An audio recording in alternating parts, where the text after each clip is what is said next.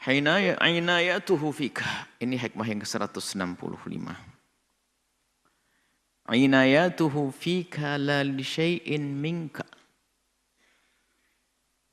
Wa aina kunta hina wajahadka inayatuhu wa qabalatka riayatuhu. Lam yakun fi azalihi ikhlasu a'malin wala wujudu ahwalin bal lam yakun hunaka illa mahdul ifdali wa azimun nawali. Inayatuhu fik la li syai'in mink. Ini ada hubungannya dengan hikmah sebelumnya. Bahkan juga ada hubungannya dengan hikmah-hikmah yang jauh di sana sebelumnya. Inayatuhu fika la li syai'in mink. Ada satu penyakit hati yang menjadikan berantakan porak-poranda dan habis itu amal, yaitu ujub. Orang yang merasa bahwasanya dia bisa seperti itu karena dirinya. Lupa bahwasanya yang menjadikan dia bisa sujud adalah Allah. Yang bisa menjadikan dia berbuat baik adalah Allah.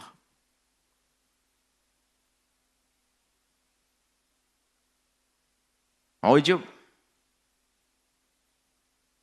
Maka dia diterima amalnya orang ujub. Akan tapi hendaknya semua sadar bahwa tidak ada seorang hamba yang bisa bersujud kecuali Allah kehendaki dia sujud. Tidak akan bisa seorang hamba berderma kecuali karena Allah menghendaki kita mau berderma. Kita berbuat baik lillah. Kita berbuat baik karena Allah dan untuk Allah. Akan tapi ternyata kebaikan yang kita lakukan telah didahului oleh kebaikan Allah. Kebaikan Allah. Sehingga semua yang kita lakukan dari kebaikan-kebaikan ini adalah karena kebaikan Allah. Allah berkasih sayang kepadamu. Dan Allah akan berikan karunia dan pahala. Lalu Allah jadikan dirimu untuk bisa memohon dan berdoa. Sehingga di saat berdoa kemudian Allah kabul. Bagaimana setelah itu dia merasa sombong, ini semua karena aku berdoa. Bukankah engkau bisa berdoa karena Allah telah pilih dirimu untuk berdoa? Allah telah pilih dirimu untuk bisa mengambil sebuah usaha, maka setelah itu engkau berusaha dan setelah itu ada hasilnya. Dan hasil usahamu itu adalah karena usahamu dan usahamu itu karena Allah yang memberikan kesempatan engkau untuk berusaha. Akankah seorang hamba di saat menyadari seperti itu lalu dia ujub merasa bahwasanya dia bisa berbuat baik karena aku?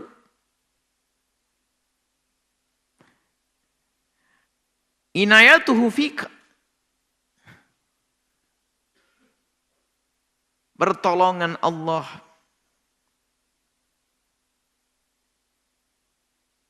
Perlindungan Allah, inayah maknanya luas. Pertolongan Allah, karunia Allah yang diberikan, yang ada padamu itu adalah lali syai'in minka, bukan karena permohonanmu, bukan karena kesolehanmu. Kalau Allah memberikan pertolongan kepadamu bukan karena panjatan doamu. Enggak. Aina kunta hina wajahatka inayatuk. Di mana suruh mikir nih kamu ini loh. Di mana di saat Allah berikan pertolongan kepadamu yang luar biasa? Enggak usah jauh-jauh dari sebelum kamu diuji. Di saat kamu baru terlahir saja lihat bagaimana inayatullahi. Allah berikan hananatul kasih sayang seorang ibu sehingga memelukmu, menyusuimu. Pernah kamu doa dalam saat itu? Bahkan pernah usaha ngomong ke Umi enggak juga ambilin enggak ada. Allah gerakkan hati seorang ibunda untuk menyayangi dirimu. Allah menjagamu di alam rahim. Dalam koror makinnya nih. Tempat yang kuat. Lembut, perut lembut tapi kuat, lihat. Bayi kalau dalam perut lihat orang tuanya banting ke sana, bantingnya apa. Tapi kalau dikeluarkan dari perut lihat harus jaga. Ini makin kuat nih, kelihatannya lemah. Perut seorang ibunda, lihat. Ibunya jatuh dari motor, gak apa-apa itu bayi. Jalan sana sini gak apa-apa, ini luar biasa. Ayo, siapa yang berikan semuanya itu? Allah. Di mana dirimu sudah memanjatkan doa, sudah memohon, sudah berusaha, belum ada kita. Sampai di situ ini Imam Ibn Athaillah As-Sakandari mengingatkan kita agar kita jangan sampai merasa ujub, merasa bisa berbuat karena diriku, tidak, kayak iblis enggak. Aina kunta, di mana engkau? Yang mengaku bahasanya karena aku berdoa inilah, karena doaku aku bisa begini, karena usahaku aku bisa begini, karena aina kunt? Di mana dirimu hina wajahatka inayatuk? Tatkala pertolongan Allah, perlindungan Allah Allah berikan kepadamu, kamu di mana? Bahkan kamu belum ada, baru mau ada di dalam perut ibundamu.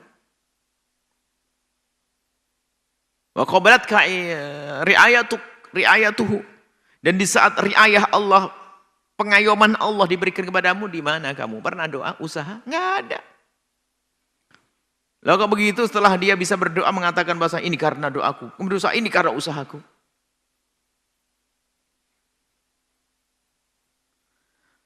Lam yakun fi azalihi, tidak ada di dalam alam azali sana. Maksudnya, kamu belum tercipta.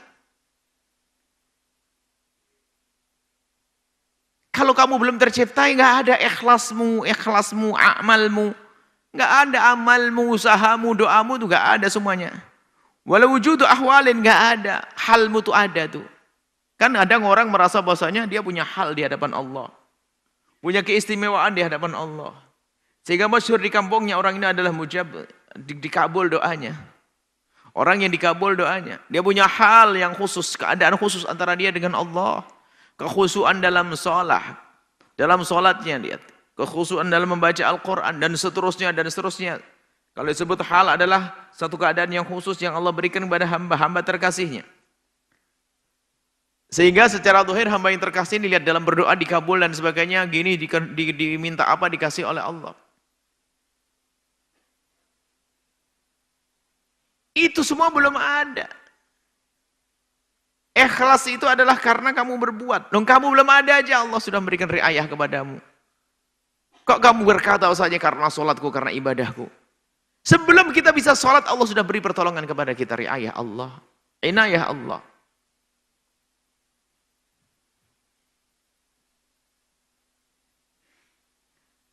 Ya, kalau berpikir begini sebenarnya iman, dengan keimanan seperti ini, akan menjadikan seorang hamba di saat benar-benar bisa ikhlas dalam berbuat baik. Jadi dia berbuat baik bukan karena minta balasan dari Allah, karena ingin nampakkan penghambaannya di hadapan Allah Subhanahu wa taala. Menyadarkan kepada dirinya kalau dia seorang hamba di hadapan Allah Subhanahu wa taala.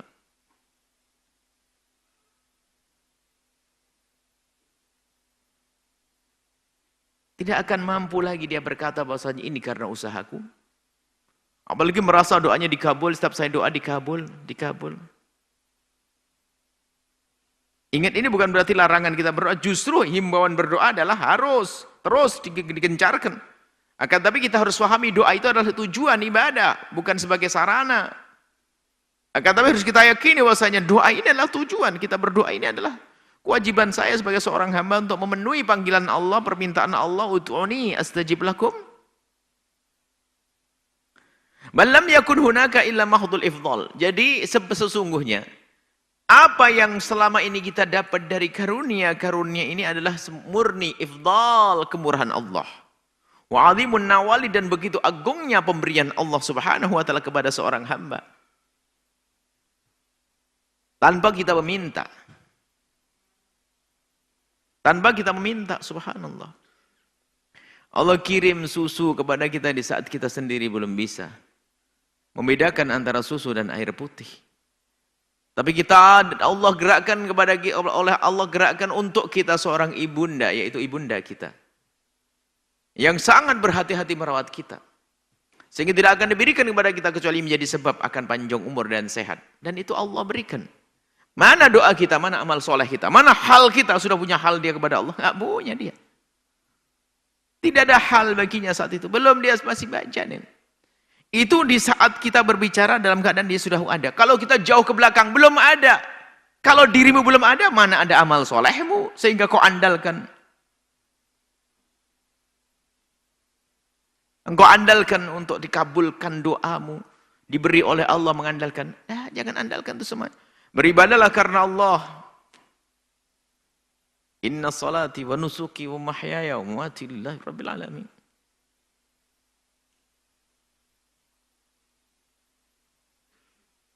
Jadi apa yang kita lakukan ini adalah karunia dari Allah untuk kita mendekatkan diri kepada Allah, untuk menjadi punya pangkat tinggi di hadapan Allah Subhanahu wa taala.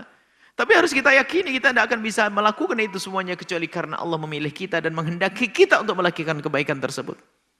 Sehingga yang ada pada diri seorang hambanya bersyukur dan berterima kasih kepada Allah, bukan ujub, lalu merendahkan orang lain, bukan sombong.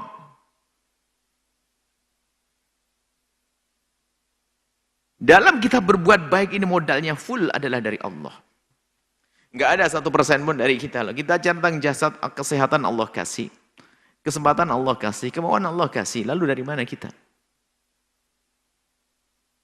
Ini.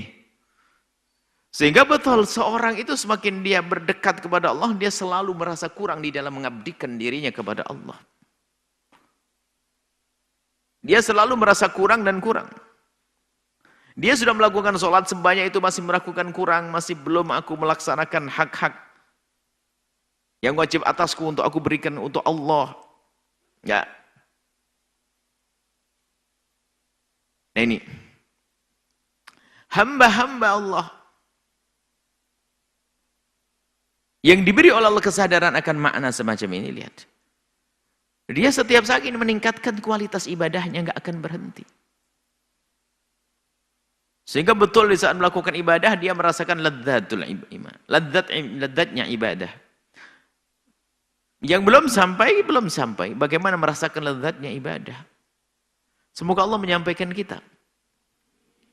Dan itu berbeda-beda antara orang dengan orang. Jangankan antara orang dengan orang. Kita sendiri satu orang saja kadang berbeda.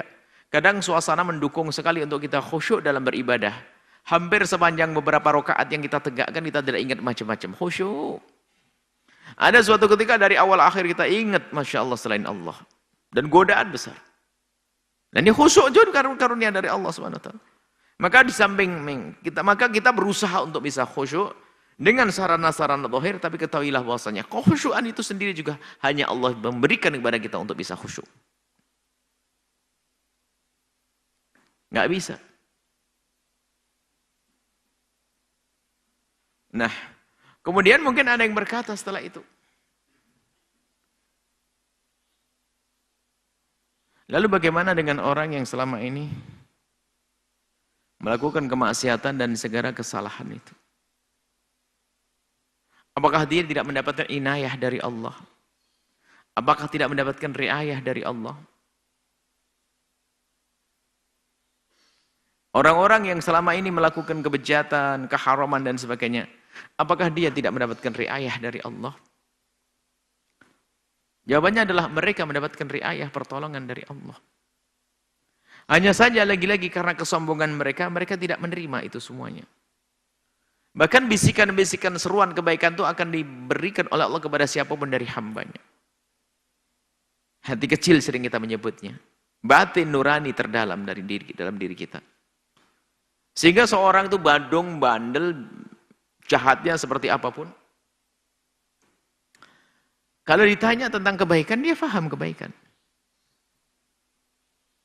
Apalagi di saat, maka akan melihat kebaikan itu akan di saat ada kepentingan dalam dirinya akan bisa mudah mengakuinya. Tapi di saat kepentingan orang lain, dia tidak mengaku sebuah kebaikan. Tapi di saat diri ada mau kepentingan, dia bisa masuk wilayah sadar bahwasanya itu adalah kebaikan. Contohnya itu ada seorang perampok punya anak. Seorang anak gadis yang cantik dan dia baik sekali. Dan dia biarpun seorang penjahat, dia bangga punya anak perempuan yang baik. Kemudian sudah masuk menginjak usia pernikahan. Lalu dia ingin menikahkan putrinya. Kira-kira apakah dia berpikir bahwasanya putrinya akan dinikahkan perampok yang lebih ulung dari dia? Ya nggak mungkin. Tapi kok ada yang menikahkan dengan perampok, dia terjebak dalam satu perjanjian atau persekongkolan dan sebagainya. Tapi kalau hati kecilnya nggak mau itu semuanya.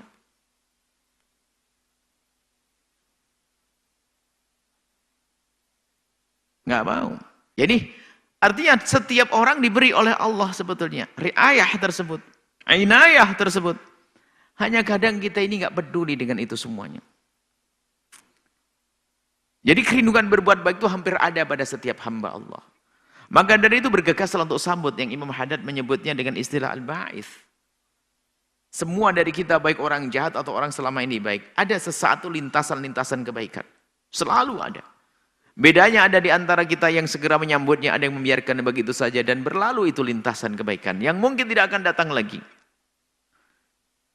Maka kalau ada lintasan-lintasan kebaikan, hendaknya segera sambut, jangan ditunda. Karena ini kiriman dari Allah. Sehingga dikatakan ada suatu kita ada seorang yang sangat soleh dan wara'. Dia hampir tidak pernah melakukan kemakruhan, apalagi keharaman. Yang makruh saja beliau sangat menghindarinya. Termasuk diantaranya beliau ini adalah paling tidak mau berbicara di kamar mandi, di toilet. Biarpun tidak merupakan keharaman, tapi beliau menghindari hal-hal yang tidak pantas. Suatu ketika sang anak mendengar anak-anaknya yang ada di ruang tamu, dia mendengar ayahnya berteriak, ya waladi, wahai anakku, sini. Sang anak-anak pada kaget. Ayah ini tidak pernah berbicara di kamar mandi, kok sampai berbicara di kamar mandi.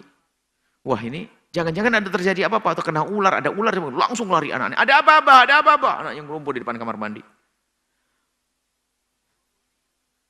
Kaget. Ayahnya tidak pernah ngomong di kamar mandi, di toilet. Tapi kenapa saat dia ngomong? Ada apa ayah?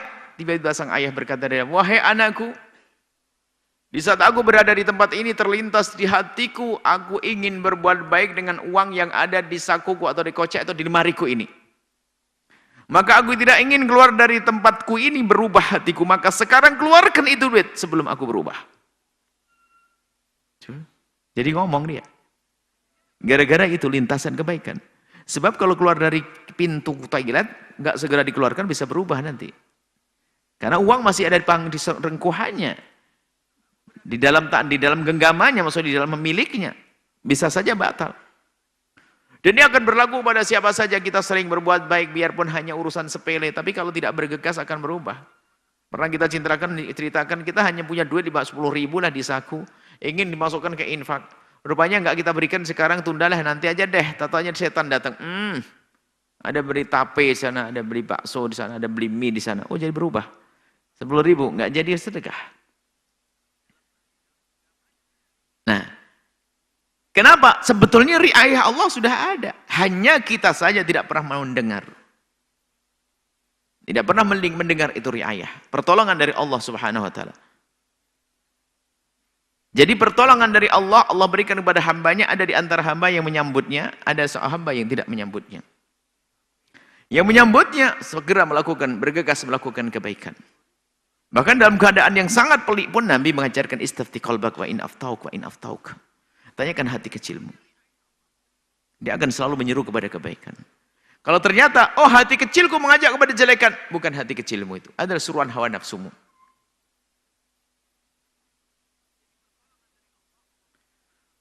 Nah ini,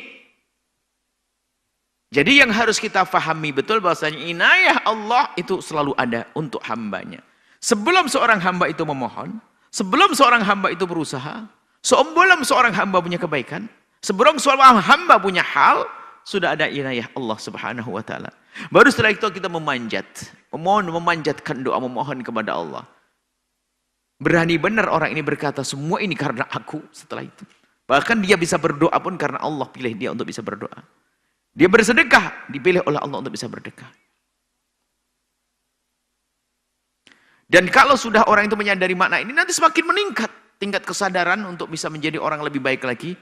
Dia menyadari bahwasanya aku bisa berderma ini karena Allah memilihku. Allah telah memilihku untuk menjadi orang yang punya rezeki.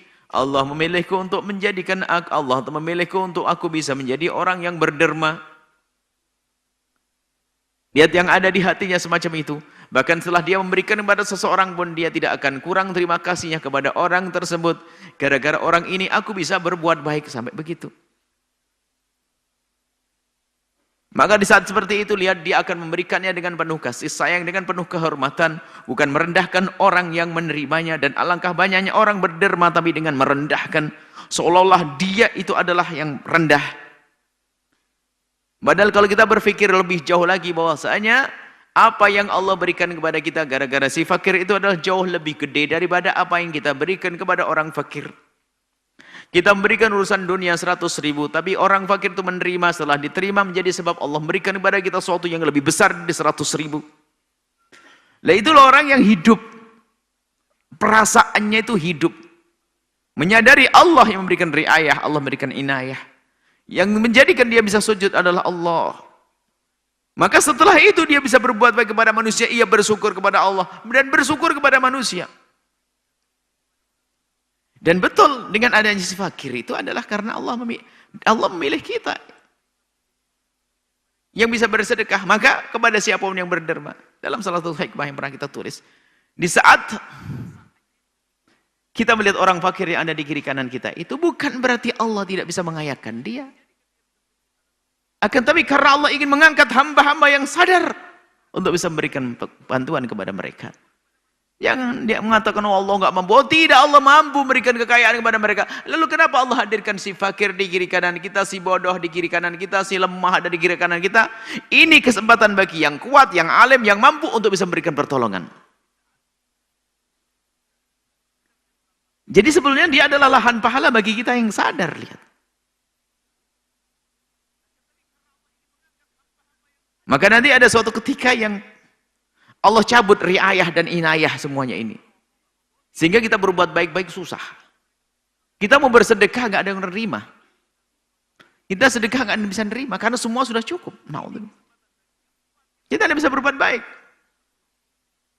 Jadi di saat riayah Allah, inayah Allah sedang nggak ada, lihat kita susah melakukan kebaikan. Sujud 1 rakaat saja, sholat 1 rakaat beratnya setengah mati karena Allah tidak berikan inayah kepadanya. Allah tidak berikan pertolongan kepadanya. Nah, setelah kita sampai kepada sadaran ini, apa hendaknya kita lakukan? Berterima kasih kepada Allah. Terima kasih kepada Allah, ya Allah. Engkau telah memudahkan aku untuk bangun malam pada malam hari ini. Terima kasih kepadamu, ya Allah, telah Engkau mudahkan kami berkumpul di tempat mulia untuk menuntut ilmu, ya Allah. Hadirkan makna terima kasih kepada Allah. Nah, kalau sudah kita bisa tulus dalam berterima kasih pada Allah, la azidannakum, maka Allah akan tambah ketentraman di batin kita, kemudahan kebaikan untuk kita lakukan, dan begitu seterusnya. Tapi kuncinya yaitu tadi, menyadari bahasanya dari Allah. Aku tidak bisa berbuat baik sekecil apapun kecuali dari Allah.